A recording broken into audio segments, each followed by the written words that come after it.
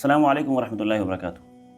مفتي صاحب تاسو د ساګر متعلق په خپل درس کې خبره کړې وه چې ساګر کم کار کوي نو زه یې اپریشیټ کوم.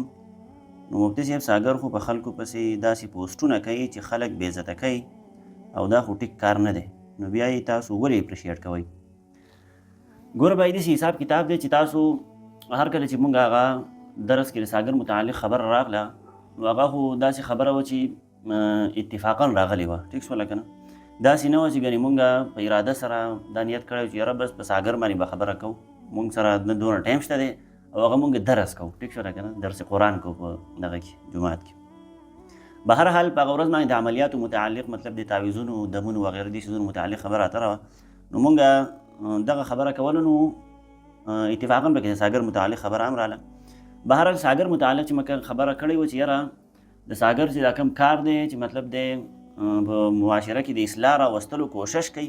نو په هغې کې هر کله زموږ دا مطلب نه و چې یاره د هر یو کار د ده ګنې ټیک دی، ټیک شوله که نه؟ د هغه به داسې کارونه هم وي چې غلط به وي، ځکه معاشره ده او انسانان یو، په هر چا کې کمزورۍ شته دی، نو په هغه کې به هم ډېر شی کمزورۍ وي.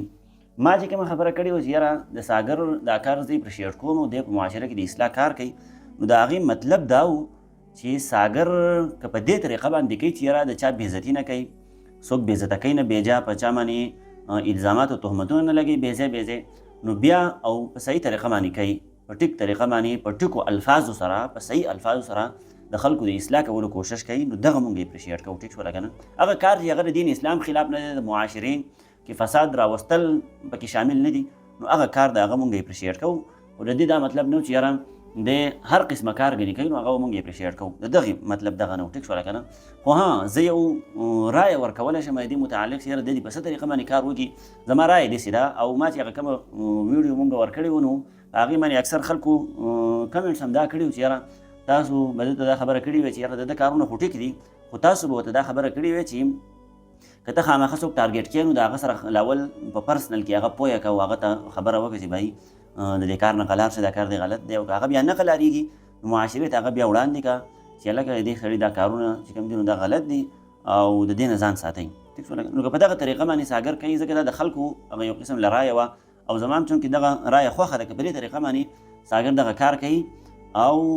په معاشره کې د اصلاح د راوستلو کوشش کوي، نو هلې مونږ اپریشیټ کوو، مونږ